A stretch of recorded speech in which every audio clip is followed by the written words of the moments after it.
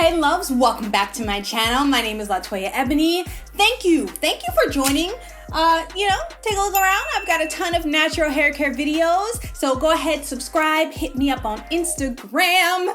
Now today's video is, why did I do that? I don't know. So today is part 2, that's 4, part 2 of unpopular natural hair opinions. However, there's a twist. This is from you guys. I told you I would do this and react. I have not looked at any of them. I want this to be very authentic.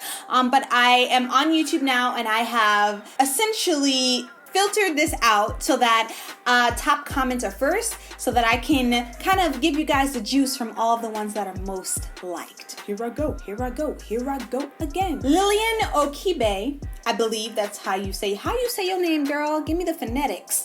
She left a comment. It's kind of long, so bear with me. I agree. Most of us hide under protective styles to hide our hair. We say we are protecting our hair just to make ourselves feel good, but in reality, we are just hiding it because we don't feel as confident wearing our natural hair or because we think that our hair is too much work. I feel like it starts as, oh, I can't deal with my hair today. Let me just throw on a wig. And before we know it, we just can't do without wigs and weaves. It also doesn't help that we get the most criticism from our sisters when we wear our natural hair. We really need to stop condemning each other and calling people unkempt just because our edges are not sleek and our hair isn't stretched. Kinky doesn't mean untidy. We really need to start believing that. Thank you so much for this video. The community needs to watch this. Okay, Lillian. So Lillian actually has her own YouTube channel. I also follow her on Instagram. Her and I share a lot of the same ideals. I love her content. And I agree, once again. I do think that there is a sense of our hair being so much work. I've seen a connection between the more and more we wear wigs and weaves. I'm not saying that everyone is like this. Let's not paint with too broad of strokes, but I am saying that I have seen it in my own community. I have done it myself. We are literally exhausting ourselves with the over manipulation of our hair. It needs to be stretched. It doesn't need, that is a whole nother point. But I do believe that sometimes we as Black people who have natural hair, sometimes cover behind the term protective style because we actually either don't know how to deal with our hair, are over manipulating our hair to a point of exasperation, and we feel like it's too hard to manage.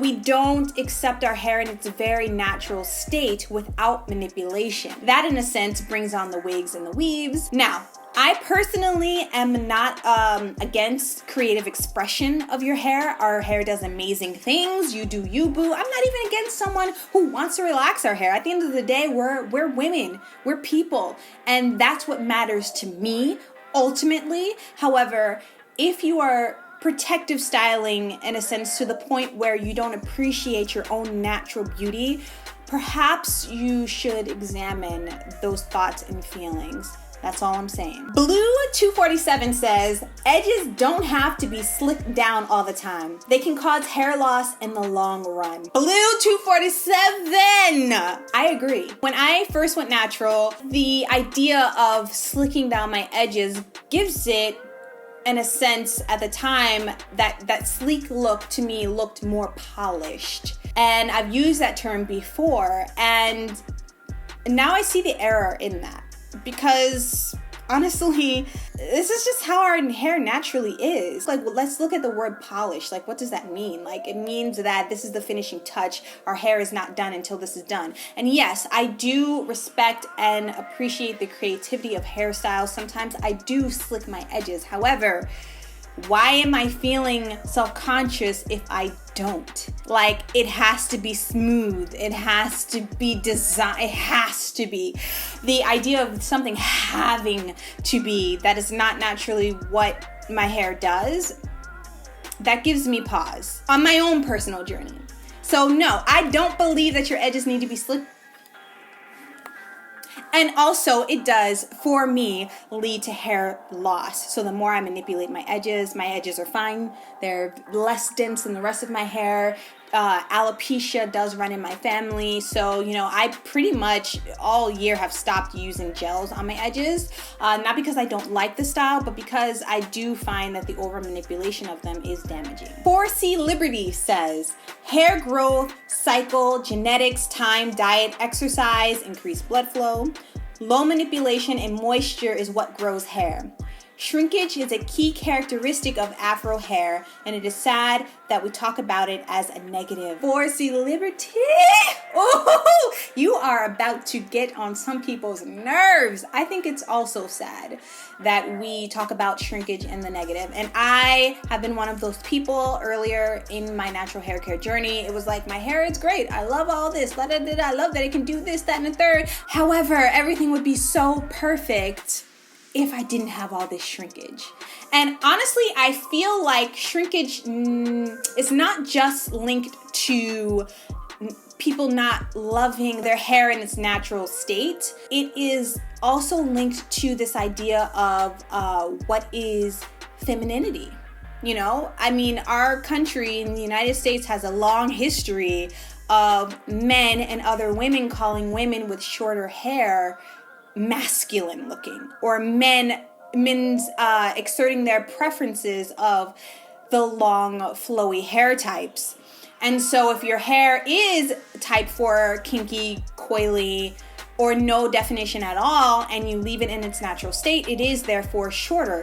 On top of that, it is an undesirable texture to most. And so many people that have type 4 will stretch their hair, one, for practical reasons, like I want to retain length, I want less knotting, etc., etc. However, I do believe that sometimes we hide behind the idea of stretching our hair for hair health, as a way to mask that we don't necessarily love our hair in its natural state. Occasionally, most of the time. Faith Banks says, my unpopular opinion is about grease. Grease is not the devil. It's actually very useful for length retention. And this has 132 likes and 13 replies. And yeah, people gonna be mad. Yep, a lot of people were like, grease is bomb. I'm a greasy baby. My thoughts on this is you do you, boo.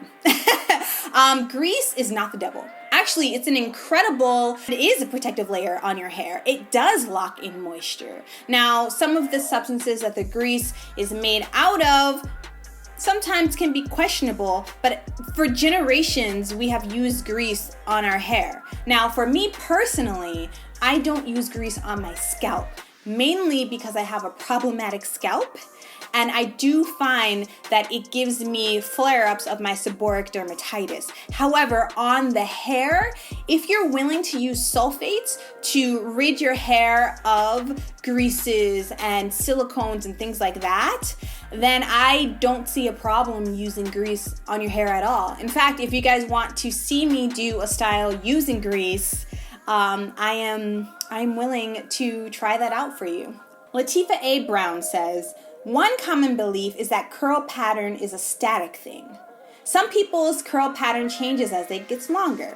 Some people may experience a change as they age, change their diet, move to a different climate, etc. Part of the reason the first natural hair care tip is get to know your hair is so that you can pay attention to changes and adjust accordingly.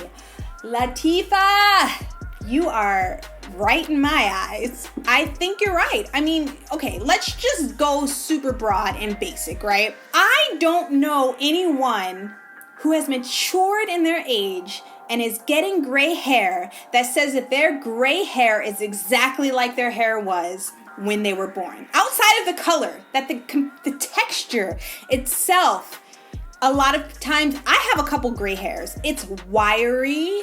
It is, it feels a lot stronger than the rest. I have to do that I have to dig a little deeper, but I mean, it is poking out. And I'm noticing that, and I'm not sure yet, but it seems as though it is a looser texture than the rest of my hair. The few grays that I have. Climate, diet, care, products, all of that stuff does make a difference on your hair. And yes, our hair does change as we get older. And also, just pure science of gravity does stretch out the coils. My camera cut off, but what I want to say is that the spectrum of what type 4 hair is, it is, first of all, a lot of times determined by photos. And the fact of there only being 3 coil diameters and coil types when the world is so vast, to me is a flawed perspective. That's all I'm going to talk about in this video because this is rather long. Please comment below and let me know your unpopular opinions. If you want me to react, I will again. I like this series just as much as I like my Wash and Go series. And I'm going to leave my last natural hair opinion videos up here, and down here I'm going to leave you guys with a video about 4C hair in general. I love you and I'll talk to you later. Couple days. Bye. Mwah.